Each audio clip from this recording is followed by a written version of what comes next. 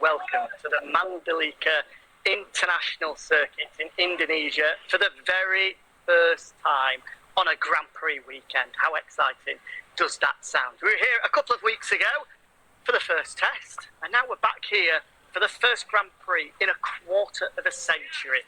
The entrance is ready, the paddock is ready, the circuit is ready. So let's take a look on this media day ahead of the actual Grand Prix, getting underway nice and early tomorrow morning. Right, let's move this way. First is going to be one of the most unathletic jump downs you've ever seen. But you're not here for my athleticism. We're here to talk MotoGP, of course. And as I said, this is going to be the first Indonesian Grand Prix in 25 years since we went to Sentul on the outskirts of Jakarta in 1997. How things have changed since then. An incredible amount. We're just on the outskirts of the paddock at the moment. And one of the biggest things that I noticed, I was here, of course, at the test. You might see myself and Simon Crafar live every afternoon and on After the Flag as well, is that the work that they put in those 3 weeks, 4 weeks, is unbelievable. The amount of stuff that has been prepared for this weekend is just quite incredible. As an example, when we came for the test 4 weeks ago, the roads leading into the circuit wasn't actually a road. They were still surface limits. Xavier Artigas drives by on his scooter. But now, 4 weeks later, it is a dual carriageway on both sides. They've done an incredible amount of work. Hopefully we'll be able to finish in the pit lane and actually show you the grandstands as well. Just have to go into the paddock, so scan my pass. Thank you very much. The grandstand, when we were here, was just the mere bare bones of it. We showed in After the Flag the construction work that was going on, and now it is completely finished. A sea of colour, which is fantastic to see, and thankfully, because of the heat, a roof to keep everyone nice and cosy. Let's just show this actually. This is the perfect way of how people are enjoying Indonesia. Hiroshi Ayama, team manager here, doing a slightly different team manager job.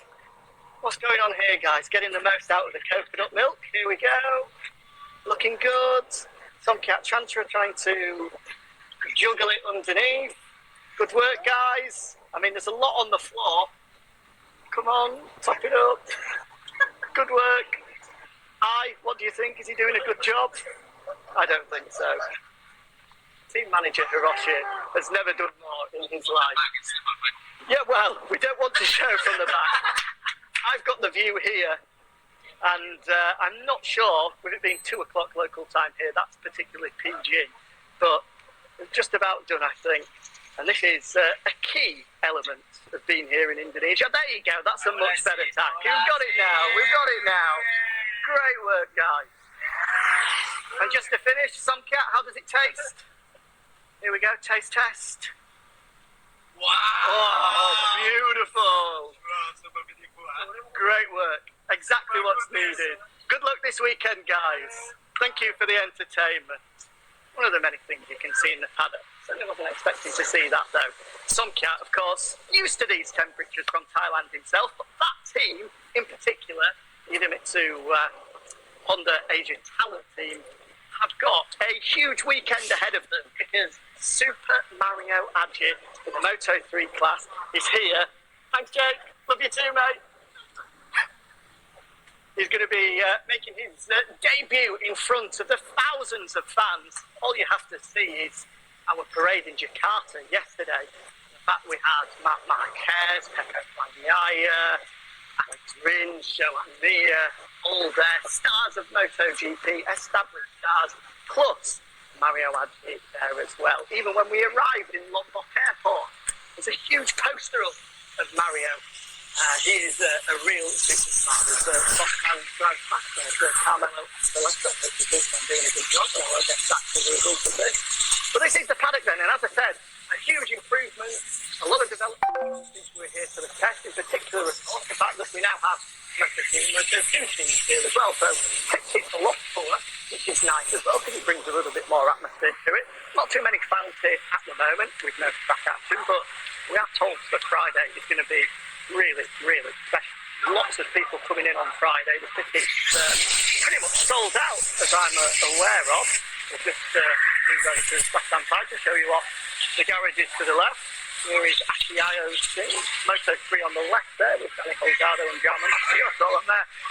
Instagrams yesterday, like many riders, were out enjoying the beaches here in Lombok. I in particular went on a little drive with some friends and enjoyed some of their beaches. Super nice to be able to experience Lombok. What a beautiful, beautiful island it is.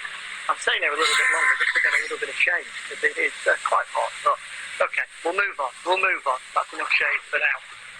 In terms of MotoGP, of course, last time we were here, it was the Hondas that stole the show, alongside the Suzukis, you would have to say as well. Both Hollis Barger and Marc Marquez were particularly impressive, as was Nakagami as well. I think he's one to look out for this weekend. But in terms of the race pace, I'm speaking to a couple of people there that weekend. They said if the race was to be held the day after the test finishes, that both Joan Mir and Alex Rins were probably the favourites. They have incredible pace. But a lot has changed since then, as I'm sure you're aware. The resurfacing has been done here after a couple of minor issues to make sure that the circuit is in the best possible condition for by the time we do go racing on Sunday, and it looks as though they have done a particularly good job as well. As we look at these guys still celebrating, I'm sure, after their victory last time out in Qatar. There is Michele Massi as well. All good? How are you? Yes, thank you. Okay. All good. Yes, good. Still celebrating Definitely that win? Yeah. Now we stop celebrating. Yeah, okay. We're focused on this race. Back to business. Hopefully another celebration this weekend. Those guys have been out here quite a while actually, because the Gresini team, with a couple of sponsors that they've got, have a huge presence in Indonesia. When we're driving into the circuit and driving from the airport to the hotel, the amount of signs across the roads that you see both Enea Bastianini and Fabio Di Antonio front and centre is actually quite unbelievable. You think obviously Enea a victor last time out, but prior to that, you wouldn't put them in the category as the go-to names of MotoGP in Indonesia, but because of the presence they've got with a few sponsors, they are the big names, the big stars in MotoGP, as they have to be honest as well, by looking at the arrival of the riders here. So, things to look out for then before we get into pit lane. A couple of bikes warming up, so we might just go this way actually. It'd be nice to see some bikes warming up. By the sounds of it, I think it's the Suzuki. Might get a bit loud though. It's just turned off. I can definitely smell it. Seems like a Suzuki. But yeah, a few things to make you aware of then. Take these off. Coming up today, around 4:30, 4:45 local time of course, so 2.5 hours time, myself and Simon Crayfar will be talking you through the preview of this Indonesian Grand Prix, and then we have the press conference at 5 o'clock. 5 riders going to be present. Unfortunately, not this man now, Joan Mir. We were speaking to the 3 men of the podium last time out in Qatar. Enea Bastianini, Hollis Barger and Gerard Binder. The world champion Fabio Quartararo will be there, as will daytime world champion Marc Marquez. This man, though, as we said, is potentially one of the favourites coming into this weekend, Joan Mir, the 2020 world champion. Incredibly fast at the test last time out. And I'm sure you'll be hoping to translate that pace of the test into a result on Sunday. It's going to be an unmissable weekend here in Mandalika. We'll just finish, Jordan, by showing off these brand new grandstands. We mentioned it at the start. Just take a look at that. A sea of colour, blue, yellow, red. Brilliant to see. Right now, they're empty. But come Sunday, there are going to be thousands of people sat in those seats, making plenty of noise. I think it's going to be an atmosphere, the likes of which we've rarely seen in MotoGP. So you don't want to miss it. It's 3 p.m. local time, lights out for MotoGP, a little bit later than normal. Make sure you make a note of that. Make sure you do join us for round 2 of the MotoGP World Championship. I'll be back with you in Simon in a couple of hours' time as we talk about all of the finer details, who to look out for in MotoGP this weekend, and then stay tuned across the weekend as well, because we'll be live with you on Saturday afternoon, Friday afternoon as well, and on Sunday pre-race we can bring you some action as the MotoGP riders get ready to go. So lots of stuff coming your way on MotoGP across all of our social channels.